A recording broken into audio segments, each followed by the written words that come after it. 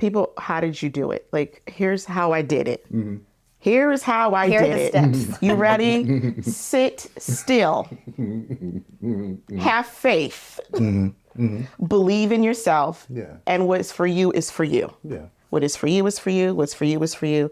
What's for me is for me. I'm not trying to, I'm going to do different business same day podcast featuring Cassandra. No, it is not for me.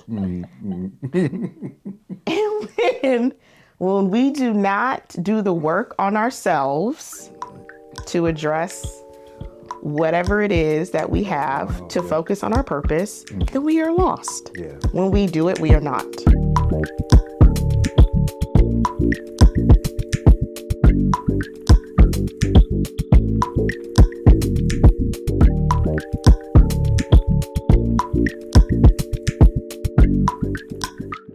Thank you for tuning in to the Same Business, Different Day podcast. I'm your host, Zeke Corley.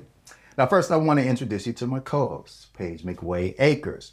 After 10 years with the San Diego Brewers Guild, Paige is now with the Brewers Supply Group, doing big things. Now, many of you will also know her as the co-host of the Odd Pairing podcast. Paige, thank you for making the time to hang out with us today. Now, Paige and Natasha co-host Odd Pairing podcast, which was our guest's first podcast ever. That was in October of last year, and I suggest you guys go back and, if nothing else, listen to the drinking story she told during that episode. This is our favorite self-made businesswoman, Cassandra Shaeg. Our show is about pulling the curtain back on our successful entrepreneurs in order to inspire current and future ones. I can't think of many people more fit to drop those jewels than Cassandra. That's because she's honest, experienced, educated, and intentional. Same business, different day audience. Please welcome Cassandra Shaeg to the show. Look at you. Woohoo! That was an opening. I was like, what he gonna say? I intended every word. Thank you. Yes, and I appreciate you. I really do appreciate you being here. Now, I tried to book this like months. Back up. Wait a minute. I'm gonna say, okay. No, call me out if I'm lying. I tried to book this months ago, and she said, "You know what? Too busy. I'm busy. Get on my calendar." And then, That's how it went? Yeah. Okay. And then, but here's the cool part about it. A couple of weeks later, she says, "See, this is why you should have waited." And then she sends me this article. And so she's right. We should have waited. So we'll announce all of that stuff later if everybody can't check all the trinkets in the room. So start Subtle. from Yes, subtle. So very subtle. Thank you. That's my style. Thank you. But I got to start from the beginning, right? Because we like to talk about the journey. The journey is important for people who, see themselves in their future, how you are, but they still need to see the growth, what it took to get there. Maybe they can find some parallels to some of the good times, the tough times, the education, whatever it is. They might be in one of those places. Yeah. So where were you born? I was born in Philly, Yeah. Philadelphia, Pennsylvania. Yeah. West Philly, University of Pennsylvania Hospital. That's right. West Philly, born and raised. Yes, born in Philly. Yeah. Was it like in those days? Well, this is the part where I always have to shout out my mother because my mother made a decision when I was very young, that she was not going to raise me in Philly. Okay. She made a decision, and she always says I'm her wildest dreams. But I think my life would probably look a little different had I not been exposed or had the experiences that I had living in California and being raised out here. How long was it before she got you out? I mean, I was 2. She I was 2. Making it happen. Yes. She was very serious about making it happen. Yes, and my uncle was stationed out here in San Diego. And so he was like, "Oh, you should come to California." Okay, this is her brother. Yes, Okay. my favorite uncle. Yes, my favorite uncle, Eric, yes. All right. And he was like, "You should come to California. I'm stationed out here in San Diego." And she was like, "I'm going to send her out with you, and then I'm going to come, and then I'm going to come shortly after." And one of those, that's, you find that in all cultures where parent might just send the kid off and just like, I'm going to catch up, Yep. especially even in the immigrant families Yeah. too, right? And so that there's a lot of trust there. It's probably really difficult too. Paige and I asked Paige before we even got on because I don't have children and I'm not going to. Okay. But I was going to ask. yeah, no. Yes. The reason why it appears that I can do all of these things and the fearlessness happens is because my biggest fear is bringing children into the world. So I said, Paige, like, how is it? And she said, hard. And I was like, that's it. Like opening a business, you can do, right? Could close, you could walk away. Yeah. Bringing a child into this world? Yeah. Was your how long was your mom in Philadelphia before she decided to move you? Oh, no, it was shortly after. I would say a couple months. No, I mean when she was like, so she was living there for some time to know that she didn't want to raise a kid there. Yes, mom went to West Philadelphia Catholic, all school for girls. Okay. I'm horrible that I don't know how many aunts and uncles that I have total, but just know that there are a lot. Favorite is. Right. Got Uncle Eric, Uncle E. And I think you grow up in certain environments, and if you say, this is not what I want for my child, I want something better, this is what you have to do. So this is what she did, and I thank her for it every day. I love it. I mentioned her intentionality in the intro, and maybe we can see where you got it from. Yes. Yeah. Yes. That's dope. I thank my parents for my bouginess. I thank my parents. And it's like, I am the product of, yes, we were poor, but you could still see the world. Yeah. We're going to talk a little bit about your travel when we talk about this trinket again. Okay. So, did you have thoughts of what you wanted to do when you grew up in those early years? You remember any of those? A lawyer. Okay. I watched a lot of Law and Order and Murder, She Wrote. Okay. Weird Detective Columbo. love that. Kojak. I remember Kojak. In the Heat of the Night. I don't ask me why, but all of these Law and Order and mystery and drama series You were were solving crimes. right. Yeah. Yeah. And you wanted the bad guy to go away. Or like, who did it? Yeah. So I wanted to be a lawyer for a very long time. And yeah. So did you intentionally study in that direction at any point? I did Paige not. wanted to be a lawyer too. I did. I did not. Yeah. I think, see, now you're causing me to have to think about some things. Prepared. I remember this, like my dad, we were living in City Heights, which was not the best at the time. Sure. Very long time ago. And I remember we went downtown and the homelessness was worse than it is now. I remember questioning, like, what is going on? And I think that was maybe a catalyst for me to like want to help others. Okay. Because my career is the commonality is that I understand what I'm gifted at. And what I'm passionate about is really helping others understand that they're more than what they think. Like, that's what I'm good at. Like, oh, I don't think I can do this. You talking to the wrong person. Like, I'm not going to sit here and hear your pity party. And, when I talk to kids or students or adults or people who want to do things, I always tell them, like, you need someone who's going to, A, you need a tribe of people who are smarter than you. B, this is not about, no, I don't think you can do it, but maybe you should consider these things. And this is, if I don't know, I can certainly point you in the direction to someone who could know. So I think that was the catalyst. And you look at my career, like in a previous life, I work with tribal communities for 10 years. I work with homeless youth. It had to do with social services and helping communities that didn't get the support that other communities get. I was going to ask, when you talk about the support or that lack of support, what you could attribute that to? Because I think some of the times you get that with families. It's real, it just triggered my mind with something that you said about these folks that don't believe that they can accomplish something, right? But I think sometimes you even get that at home, right? Your mom, where they're like, let's just do this. You're not You know going to what? be good at this. Let's focus on this and you'll be great at this. We have to, when we look at our upbringing, like my parents, my dad works for the post office, right? My dad was in the military. He worked, did supply chain, and now he works for the post office. And our culture and our generation, not just culturally, but back then you stayed at jobs for 20 years. Yes. Right? You retired at places. You retired in places. Your goal was to get a pension. And I think that was a wave for a lot of families, black, white, and that was your goal, right? You get benefits, you can take care of your family, you get a paycheck every 2 weeks, and then you work for 20 years so you can afford this relaxation to finally enjoy life. Me? Nah. No.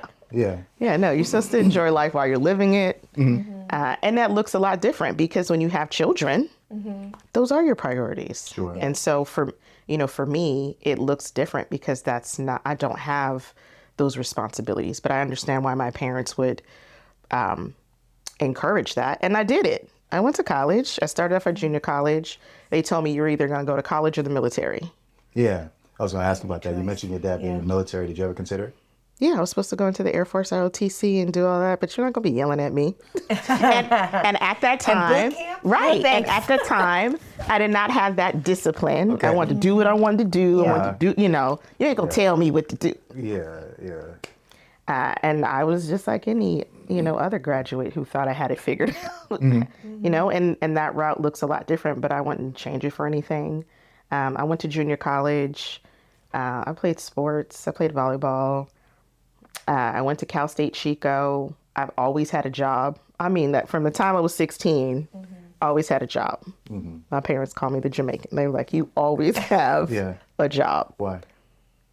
Was it for money? Was it just to find something else to do? Was it part of your social circle? I'm asking this because I just had another interview and we were kind of talking about just working from an early age. And even instead of school, just like some folks are just like, I'm a worker. Yeah. I need to be working, but what was your reason to always have a job? My mother was very clear in telling me to always be independent. And I remember one day she started crying one day, like, I think I raised you and your sister to be too independent. And I was like, what does that mean? Like, no. That you wanted. Yeah, you want your children to be self-sufficient and independent. Yeah. But hey, that might mean something though. Maybe she needed you. She needed you around, and you was out there too independent. You was out there talked about that again earlier. Yeah. Really? What were you saying?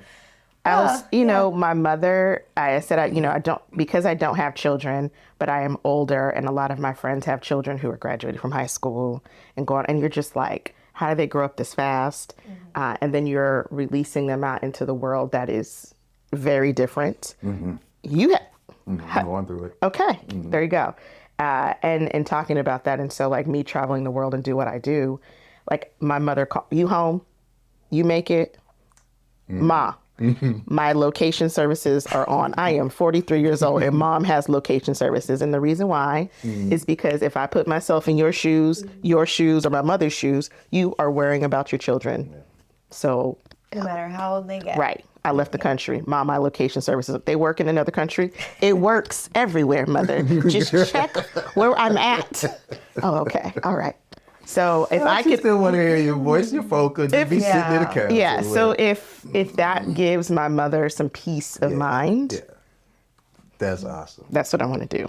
We're here to interrupt your regular podcast listening and ask you to join us at Odd Pairing Podcast. Yes, it's Paige and I, and we are here every week now on Fridays. And we talk about adult beverages in the community, a little bit of the history of it, and we are just going on a nice little journey. And you can hear other people's drinking stories. So why wouldn't you want to listen? That's the best part. That is the best part. Cheers. Well, that's good. Okay, so you mentioned Chico.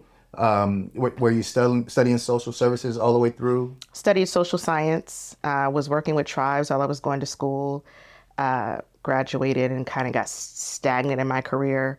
One of my mentors was like, you need to go to grad school. And I was like, okay, what do I need to learn how to do? Count. manage money. I need to, believe it or not, my goal in life had switched to being like a management analyst for like the city. That was my dream when I graduated. And then I got into the corporate space, and it was very fast. And it was one of those things where you sink or swim. And thankfully, I had enough floaties to figure it out. Did you like the corporate world? I mean, because you seem too independent. So how was the corporate world for you? I've quickly realized that this is going to have a specific shelf life, and that I needed to figure out what I was going to do while I was there. Like, what am I going to do? What you're going to get out of it. Yes. Yeah. Here's this. I'm going to do this for X amount of time, and I've already started the exit plan. Yeah. Which ended up being sip, wine, and beer. Okay. Is it time? Should we reveal it? I think it's time, since you already got us down that road. She's a great. Can you see me like talk about that in what? a second.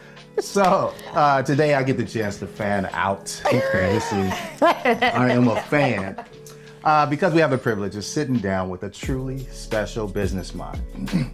Allow me to reintroduce our extraordinary guest, Cassandra Shaeg. Cassandra has not only founded her own company, Sip Wine and Beer, in Escondido, 131 South Orange Street. Yes. Cassandra was not only recently selected to the governing board of Palomar College. Oh, yes. That's amazing. Yes. Absolutely. But she's also the host of the upcoming season 2 of the television show Fresh Glass. Oh yeah. She and her team won an Emmy for season 1 of Fresh Glass on KPBS. Yes. That's why I'm a fan. It's one of the reasons. Thank you. Honestly, one of my favorite shows to watch last year.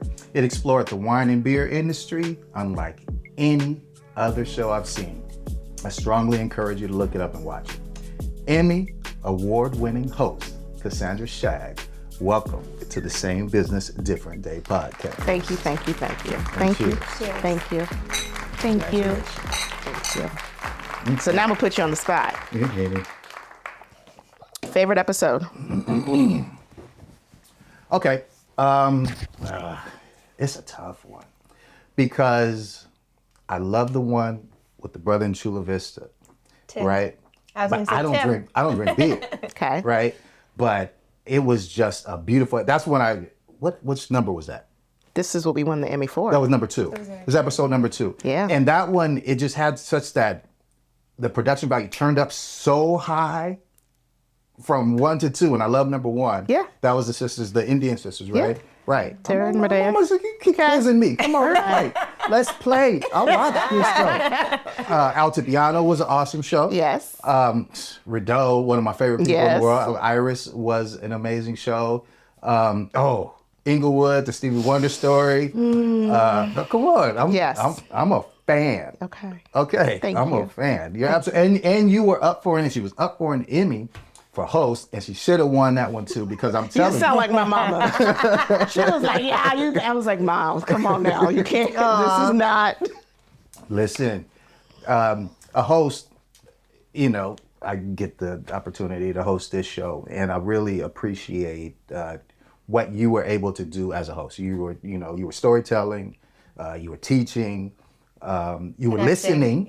Yeah. So they were telling their story to her, and she was really soaking it up. And so I think that you embody what a real host is, and that's why you should have got the damn award. Thank you. Yeah. Thank you. Oh man. You know what? Can we protest? We cannot. We cannot. But we didn't. That show was and I always start off with this. Like, I didn't go to film school. I'm not. This isn't what I do. But what I really was passionate about in creating this was making sure that we look different on TV. Like, when you turn on the TV, we are not seen in the light of talking about business. We are seen looking crazy. You're seeing throwing, like, it's just a hot mess. And how do you change it? Yeah. All right, well, let's take a risk and do that. Create it. That's it. Yeah. You create it. And when you look at what's on television, it's unlike anything. And that was a big risk, but it was well worth it. And one of the hardest things I've ever done. Yeah. So we didn't do it to win an Emmy. It's just Right. Okay, so why did you do it? You did it because you wanted to tell the stories. You wanted to see different. You had that intention, right?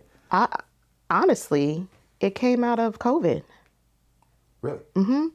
When COVID happened and Sip Wine and Beer was shut down, I was like, what's next? What's like, what are we going to, like, what am I going to? You're used to planning ahead for what's next. Like you were saying in your corporate world, you're like, okay, well, This business, this might not last. Right. So if this doesn't last, what is the next thing? And in coming here, I was talking to a friend of mine who just got her MBA, and she literally texted me and was like, does this lost feeling go away? And I was like, it's not a lost feeling. It's a sit your ass down and be still feeling, because you've accomplished something. And what I have learned in sitting at home during COVID is that I wasn't worried about if my business was going to make it. It survived enough. If it was going to make it, great. If it wasn't, that wasn't me. Like I'm not tied to this business. Right. And so when we were doing tastings virtual, and so people were picking up wine, and all of these tasting events that I had lined up could not happen because we were closed down. Yeah. It then transformed to Zoom. Yeah. And you're like, okay. And so by chance, someone reached out to do an article, and that someone is now my producing partner, Teresa Hoyles. And I was telling her about everything that, I was doing. And she was like, I'm a producer. I just kind of think you have what it takes to do a TV show about what you're doing. Now, this is somebody who was, she at this point in time, stranger. She was writing an article? Yes, complete stranger. Had she attended one of the virtual dinners? Nope. Or just kind of heard She was about writing an you, article about how businesses were thriving in COVID. Oh, wow. And I spoke to her. And she said at the time she was going through treatment for cancer. And so she was like, let me get through remission, and then I'm going to reach back out to you. And 6 months later, she did, and was like, do you remember me? I was like, yeah, I remember you. How are you doing? Yeah. And she was like, I'd like to revisit this conversation if you're open to it. And I was like, sure. And here we are. We created Fresh Glass Productions. We created Fresh Glass. It was very adamant about how we were going to tell these stories. And when I say it's the hardest thing, like what kept me up at night was making sure I was doing right by our guest. Wow. That's so important when it comes to producing a show, because, you essentially have editing power, right? And so you could make people look as good, like you said, make them look crazy. You can make them look as crazy as you want to, And it's great that you were adamant to make sure that they look good, and they were glowing. They were really glowing on the show. Was it the original plan to go to PBS?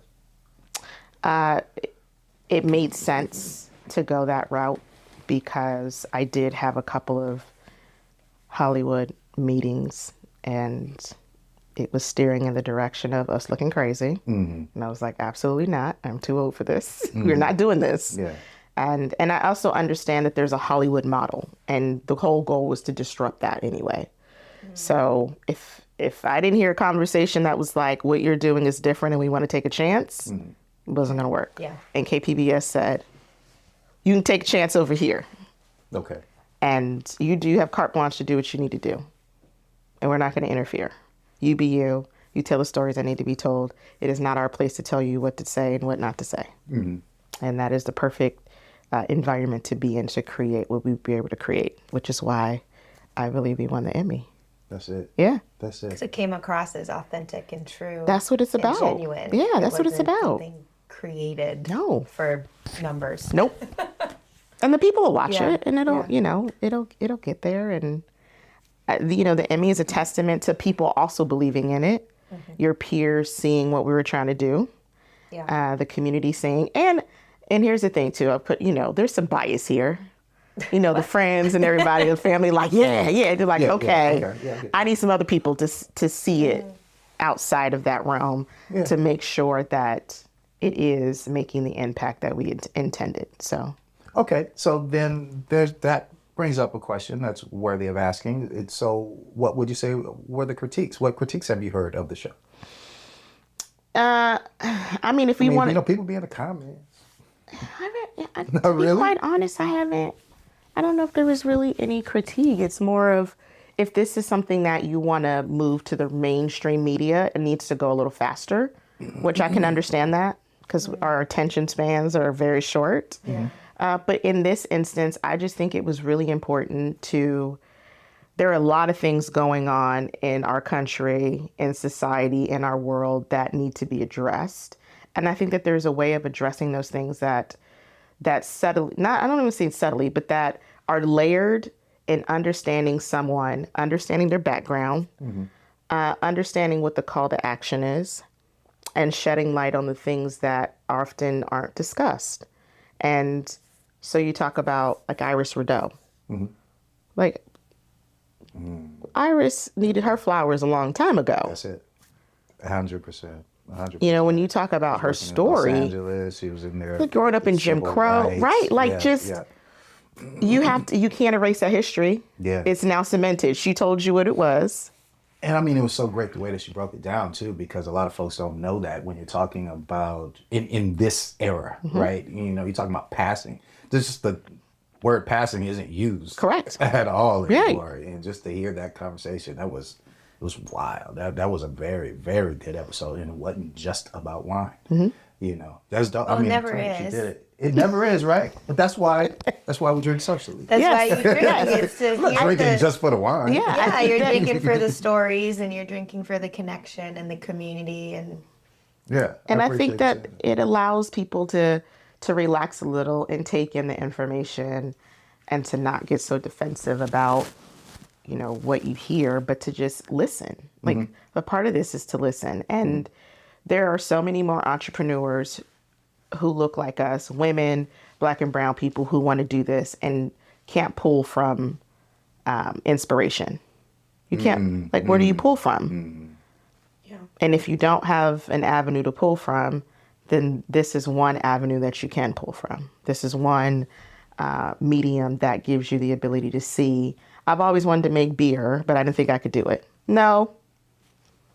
Now you've seen several people. Correct. I wanted to be a chef, but I didn't think I had the chops. No. Here you go. Yeah.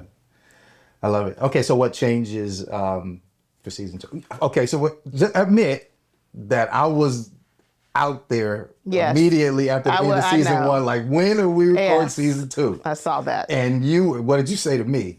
What did I say? No. I did. It was the hardest thing I ever did. I'm not doing it again. I did. Yes, I did. And I was very, I was burnt out. Yeah. The level of, I've never worked myself that hard. Never. Yeah. I remember I cried for like a week. I traveled. I sit down, was like, I don't care about you know, I remember like sleeping for weeks on end. Like I was questioning, like, am I depressed? Like, and it was like, no, you are tired. Right. Take care of yourself. Yeah. Slow down. You're tired. So my friend calls me, oh, I'm feeling, sit your ass down. Sit down. Sit down. I respect it. Yeah. Okay. Ask her where she was when she found out that she got the Emmy. What? Ask her where she was. Where were you when you found out you got an Emmy? We talk about travel.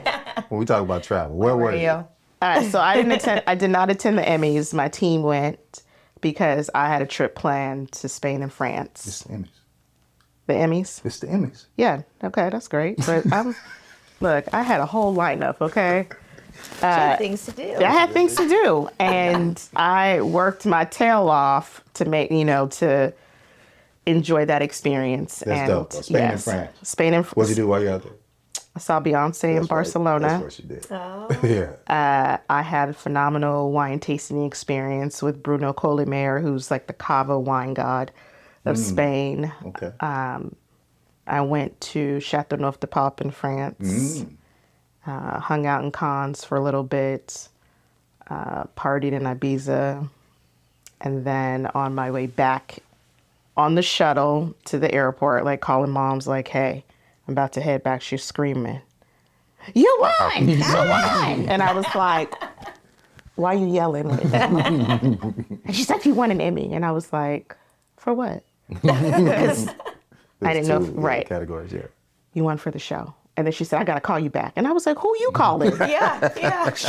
Who else Like, on you your know list? what you're supposed to be talking to. So on the shuttle back to the airport, I was like, okay, so now we're coming home to an Emmy. To the Emmy. And it has been a roller coaster and a whirlwind of things ever since then. But yes. So is that what motivated you to go on season 2, or had you already made that decision? Yes, it was a motivation. And a lot of people were like, you have to keep doing this. You have to keep doing this. Great damn show. You have to keep doing it. Yeah. And nothing is, what we don't work hard for. We know what it's worth. Yeah. And so I'm gonna do another season. I'm working on it. I can't tell you who's gonna be on it. I was gonna ask, like, was that part of the critique of the audience? Like, well, why didn't you tell this person's story? No, I think more. I get a lot of emails. I do. Recommendations? I do. I get a lot of emails of recommendations. Yeah. I get a lot of people have said that I might have made it look a little too easy. Because people want to do television shows now. You're like, go for it. Do it. It's all about inspiration. So go for it. And so, yes, we're going to start working on season 2. I don't know what that too easy is all about, though. That's an odd way to say something. I guess, I listen to a lot of podcasts from comedians, and they say a lot of people, they see a comedy show or a special or something and be like, I could do that. Yes. No, oh my gosh. legit. And you're like, Sure. go for it. Yeah. You better do it and do it well. Yeah. You know what? I am not here to block anybody's blessings. You do it. Yeah. But you have to go through some hours of having things thrown at you and getting booed off to things. You think you're funny. You might be funny in the classroom. You might be funny at home. Your mama might laugh at your jokes because she's supposed to. Your favorite audience. But yeah. And I think, that's also a catalyst for the show. You see a product, you see wine, you see beer being made, and then you understand the process that is behind it. And then you look at the statistics of how many women or Black and brown people are in the industry. And then you take that small number and you're like, how did y'all do that? Yeah. And that's what you need. You need to hear how they did it and what that journey looks like, because maybe people make it look easy, but it's not. That's it. It is not. I've been in business 8 years, It's funny that you said that because one of my favorite quotes from the Odd Pairing episode last October, go check it out, was you saying that some people think you open a wine bar for 3 years and then you got a TV show. Right. Yeah. Just like all of this is coming easy to you. No. And I mean, there's a lot of stuff, that's happening. And I don't know how to explain. People, how did you do it? Like, here's how I did it. Here is how I Here are did the it. steps. You ready? Sit still. Have faith. Believe in yourself. Yeah. And what's for you is for you. Yeah. What is for you is for you. What's for you is for you. What's for me is for me. I'm not trying to, I'm going to do different business same day podcast featuring Cassandra. No, it is not for me. And when we do not do the work on ourselves to address whatever it is that we have to focus on our purpose, then we are lost. Yeah. When we do it, we are not. What you also have too when you do sit your ass down, Sit it down is you can welcome inspiration. and listen. Yeah. It might be just coming at you if you sit still and Being listen. still, like, there's a whole reason for being still. And a lot of us are afraid of that. A lot of us do not want to be by ourselves. And I was one of those people that stayed busy. And it was just like, what is you doing? You working here, you working here. What the hell are you doing? But are you liking any of it? Right. Probably not. Right. Right. Okay, Yeah. so But I think going back to, like, generationally, that's what we saw was, like, our parents in the same job, staying busy, and not doing anything for themselves. Thank you. So I think that is a huge difference Yep. in business people, young business people now, is that they're okay with taking risks, or they're wanting and seeking out risks because they don't want to do what their parents did. Yeah, I don't know how much time I have on this earth. And like, I made a decision a very long time ago. Like, I'm going to live my life through experiences. That's it. Not things, not the big house, not the fancy car. Where you at? I'm in Croatia. Goodbye. That's it. That's it. Yeah. This podcast is brought to you by YourInsurancePlace.com. Owning a business is hard work. You put your blood, sweat, and tears into it every single day. You need a partner who understands the ins and outs of insuring small to medium-sized businesses. For over 40 years, our California property and casualty insurance agency has insured businesses just like yours. We've seen it all, and we've learned a thing or two about what it takes to keep your business protected. That's why we offer free policy assessments. We'll take a look at your policy and let you know if there are any gaps in your coverage. Let us help you to protect what you've worked so hard to build. YourInsurancePlace.com. Hello, friends. I'm Joe Samo. I'm an attorney in San Diego, and I'm the host of Run It By My Lawyer. It's a great podcast where you will learn a lot about the law, and it is very entertaining, if I say so myself. And you could get it for free anywhere you get your podcasts, and you could follow us on Instagram at Run It By My Lawyer. And that's Oh what my the God, show's you're all about. always doing things because that's what I chose. Yes, That's it the is. life that I want to live. Yeah. So if you want to live that life, there's some sacrifices we all have to make. I am broke. Do you hear me? I'm gonna say I'm po. Okay. But I'm happy. Yeah. I am happy with my life. I wake up in the morning, I'm like, all right, we doing this today. That's it. I'm happy. Oh, man, excited. Well, that's what I was talking to the interns about. First of all, that's called Rich in Spirit, which is beautiful. I'm glad that you have that. And I don't believe you broke because I'm broke. a few dollars in money. But I was talking. Ask you. I was talking to $50. I was talking to the interns. Well, that's not a cheap necklace you got on. So that we were talking about because you can always just be talking about business. Hey guys, do this, do that, do whatever. But I was talking to them about the choice, right? Every morning you wake up, you got a choice. You can be in a bad mood, a good mood. You can be, I'm gonna go intentionally at things, or I'm just gonna say I got beat down today. So it's an option, and if you choose the right option every day, you can be happy. Yep, you can. And the other part is we have to, and I have to do this every day. And people are like, you have to appreciate and sit in what you've accomplished, and it's still surreal. I see everyone taking pictures and the happiness of this Emmy. We're talking about the Emmy, of the Emmy, right? And I'm like, it's an Emmy, right? And it's like, yes, that's what you look at it as, but other people look at it like it's our Emmy. Like, people supported the show, people watched, people donated money to production. And this signifies the guests had a great story to give to the show. Yeah. There's all of It was a community. the team that put together to make this happen. Like, this is our Emmy. This isn't mine. Like, no, I didn't do it in a vacuum. I did not. I did not. So it got me thinking of the Friday quote when Red got his bike stolen. He was like, it's like it's both of ours. He just keep it at his house. no, it's gonna be at my mama house. Okay, it has already been. We know where it's at. Yes, it is. It's going to kinda mom. home. Yeah, it's going to mom's. Take me back to the wine bar, though, Sip Wine and Beer. Like, the decision to make that happen, especially in a city like Escondido, which, the demographics weren't necessarily there on your side. Still not. But I don't Still know, not there. you do attract, Yes. your folks Yeah. there and others and everybody else. It's a community type of environment for sure. And so just explain to us how you got that set up and how you feel about it and what's next for Sip Wine and Beer. Yeah. Okay, so I don't really tell this story a lot. Please.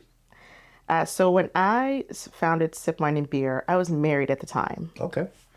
And my ex-husband was working in hospitality, and I was in the corporate space.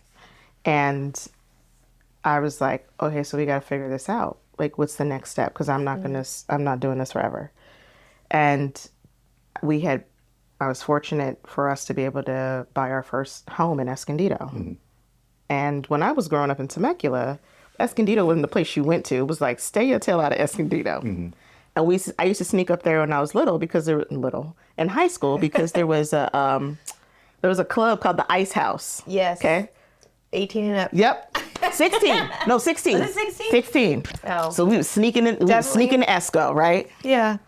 Before you could track us. Okay. And so you just, no, don't go to Esco. I'm in grad school, about to graduate. One of the guys in my cohort's like, I'm moving to Escondido. And I was like, why would you do that? Like, and he was like, no, it's changing. Like, it's happening. Take a trip, like, go there. And I'm like, oh, okay, I could see it. Like, I could see this evolving into something. And at the time, the housing prices were like nothing. And it was like, if we're going to be able to buy a house or a condo, it's now or never. Yeah.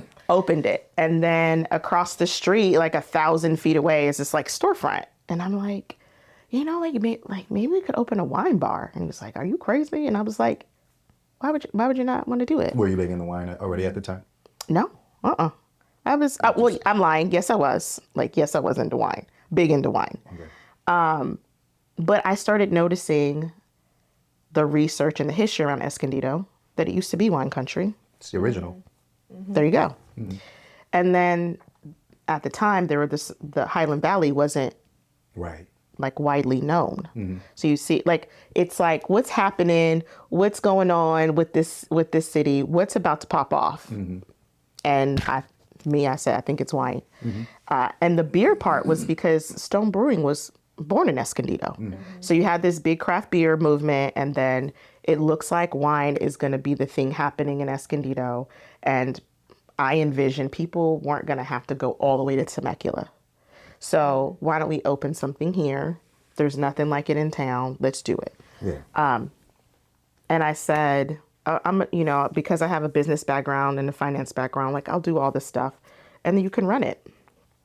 And unfortunately, that's just not what he wanted to do. He was like, no, it's not my thing. Yeah. And so after we got divorced, I still kept plugging at it and plugging at it and plugging at it. And here we are 8 years later. But what is a testament to is, at the end of the day, when you really truly believe and want something, you'll make it happen. It's sometimes the dreams that you have may not be for everybody. I like that lesson. Yeah. I like that lesson. It's not for everybody. Right. Even the people close to you. Yeah, it's not, it's not for everybody. But this is what was created, and it was really important to keep that going. And what I found interesting because I was the person that would have my ex-husband in the front and me be in the back, because they're like, what you know? What you know about wine?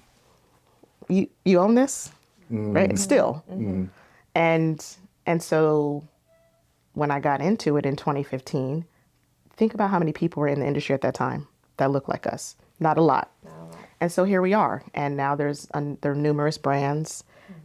We have a presence, and not just sip wine and beer, but other wine bars have a following. You have all of these women-owned, Black-owned, brown-owned, LGBTQ plus brands that need a space to tell their story. To tell their story and to thrive. And that's what we're here to do. And that's it. Here we are. That's beautiful. That's beautiful. Okay, so now, but again, we're back to you being Jamaican. Yes. What's up with all these promotions and stuff? Like all these events? Like how much? Like I got a buddy up in San Francisco who's an event promoter, and I don't think he does as many events as you do. Yeah. That's what he does for a living. Yeah. How did you get into all of that? Like, what is it about? I just think it's a byproduct of what we do already. So gathering people. Yeah, community, culture, and conversation. Maybe I make it look easy. Yeah, it's tiring. I bet. It's tiring. Like Fresh Glass Fest. What? It's easier to do an event at SIP than it is to. Yeah. Festivals are hard. You know. Festivals are so hard. So hard. Yeah. Those festivals will wipe you break out. you down. Right. Well, and that's why they're like, you're not doing this year. I was like, No. oh, you joking. Haha, you're joking. putting most things together is hard because it reminds me of when you were talking about the virtual sipping. You were the first person to ever tell me that people were doing that food pairing and stuff with beer and stuff like that. Like you we guys did were beer dinners, Yep. virtual beer dinners. virtually. Yes. Yeah. Well, how do you, I mean, so it wouldn't be something I would wrap my head around, and probably not a lot of the events that you do. Although I like going to events, and I like it when people make it look easy, you know. But man, But here's the event. Like when you look at an event, it is to create an experience for people. It's to capture the memories of it. It's to give people a platform and a space to have fun and be themselves and be in a safe space. So I just need to focus on those three things and make sure the wine and beer is good. there's got to be a little bit of a profit, though. Otherwise, you can't do it again next. That's true. Yes. Yeah. Yeah. But I think like that's because it'll keep coming. Hey, if you can handle it, keep throwing them. Start I'll small show and up. grow it. There you go. Yeah. Yeah. Yeah. It's great. Well, she ain't that small. She over at the Center of Performing Arts and stuff. Like, Yeah. Let's do it. yeah, you ain't that small. We're playing with you. Well, yeah, but when you probably first started doing your events, you started small and you grew your following and Yep. your audience, and then you were There you able go. to have Bigger the events. festival. Yes. That's yeah. it. But you didn't start out with a festival. No, not at all. That's what I Yeah, meant. no. Like, Yeah, no, start I get it. small. I come from humble beginnings, so Okay. humble. Okay, we go. I do want to, before we wrap up, talk about how you giving and giving your time, and about you talk about community and all of that, culture, and bringing that into being on the board, governing board with Palomar College. Like that was big. Yes. Like that was really exciting for me. I sent it to all my family when I saw the article. That was pretty cool. And the quote, that you had in there about, hoping that other people like you are up here, in the future. So what was that experience like? Well, I will say this. I am the first Black person to be on the board in Palomar College's 76-year history, which is unfortunate. Sure. It's like we're in 2023. The process, and that's not something that I take lightly. I take that role very serious because when we look at what is happening in education and we look at the people making decisions behind what is happening in education, and you even peel it back further and you're like, okay, is this person qualified to make decisions of that magnitude? Probably not. Right. And I didn't take it lightly. Like I have a master's degree in public administration. I went to I went to community college. Community is about the community. That's it. So how do you get the community involved? How do you create a space where everyone feels welcome and it's not difficult and it's not tiresome to learn or connect or graduate or want to do more? And this is where we're headed. And I encourage people to take a step and be a change agent. And then it doesn't mean you have to open a business, but like our local politics matter, and it doesn't have to be one way or another. It just needs to make sense. It needs to make sense. It needs to have logic. And that is what I believe is very necessary in order to continue moving forward, or I'm wasting my time. So that is why I applied for the appointment. And that experience was interesting. It was very interesting. It was an open forum interview. You with all the other people who applied as well, because it's a public meeting. Okay. It's public.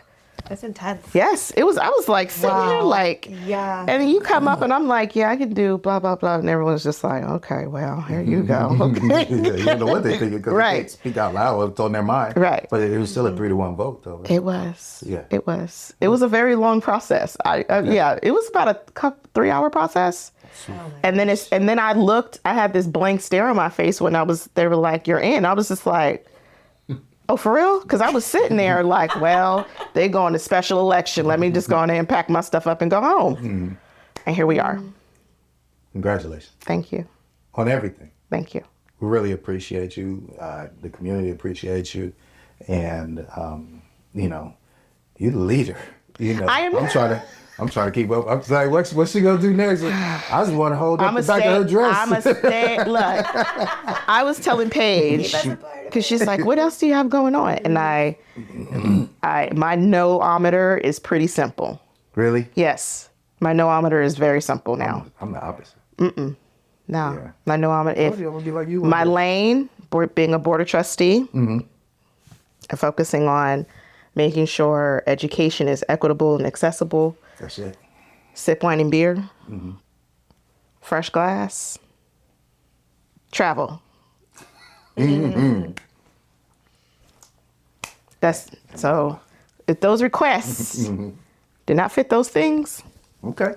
unfortunately, I cannot do this at this time. Thank you. I'd pass. Please check back in another. Please check. Please check. Yes, hard no. And I encourage people to really set those boundaries for themselves because, like, you're out here doing stuff too.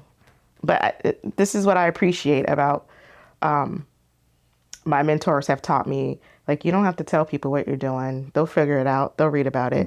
You read about it. Like, people are like, when the hell did you get appointed? You're like, you just had to read about it. Yeah.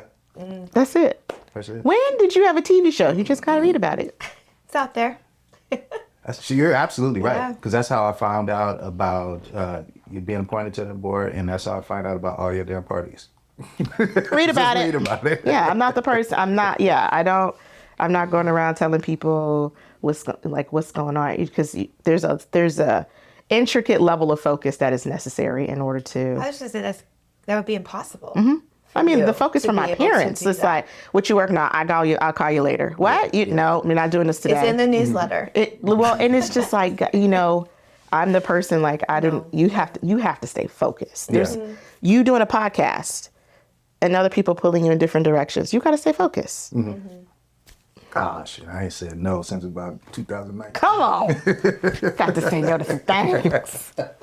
Got to say no. I'll work on it. How can people help with any of your causes? How can people reach out to you? Yeah. You can watch Fresh Glass. It is streaming on KPBS. You can watch it on the PBS app. You can watch it on the YourView app, which is on Roku and every other streaming system.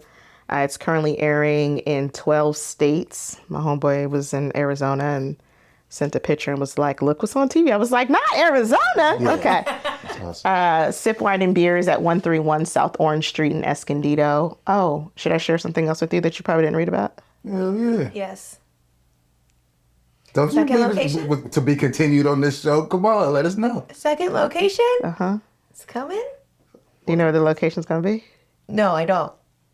Okay. Are you?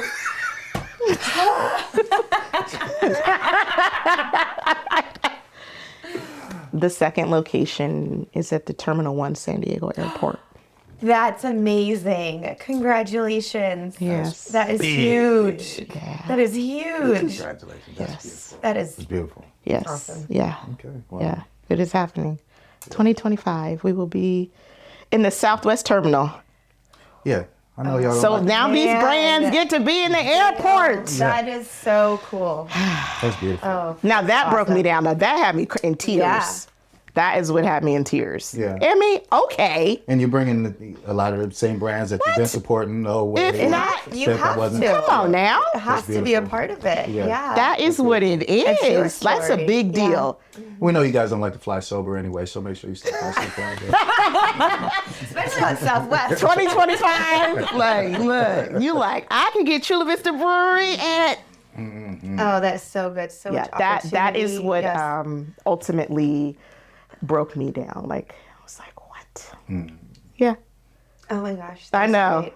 I thought you read goosebumps. about it. It's so good. I haven't read about it. No, yet. it's okay. There were certain people because it was a lot. It was like Terminal 1, and I had told like a few people, and then I was like, nah, I'm not. This, And people were like, did I see your name on the list? I was like, did you see it? I don't know. They were like, okay, yeah, I did see it. Okay. funny. So yes, I am very fortunate to take it a step further. My jaw's sore from saying congratulations. But yes, thank you. Just thank you. Thank you for the opportunity to connect and finally be on Mr. Corley's podcast. Easy. I've Ask him why it took so long, but okay. It's all good. You gotta check my calendar. No, but thank you. Because we're all doing the work. That's it. We're all doing the work. That's a fact. And I'm not gonna stop. Good. I know you. Say a little no's couple every now and again, but no, we can't stop. You know when I say no? When I'm traveling somewhere and my phone doesn't work. Which is nowhere. When my phone doesn't work, I have to let go. I just put it down. I guess I can't do that. Can't help you today. Where can people find you, Paige? Odd Pairing Podcast. Okay. Yeah, that's the best place. Okay. Yeah, Odd Pairing. On social media on the new job? Or you don't want to spread the word? No, it's okay. Yeah. She's like, I'm chilling. Let me chill. No, they're big business anyway. Paige said, let me chill. Okay? She said, I'm sitting down right now. I love it. We appreciate you guys, all the listeners, and your continued support. We appreciate the team, the interns, Mateo, of course, and the whole Star Fox Media team and everybody involved. Different Day Radio, same business, same biz pod, same business, different day. SAMEBIZPOD is our handle. Find us and stay in touch. Peace.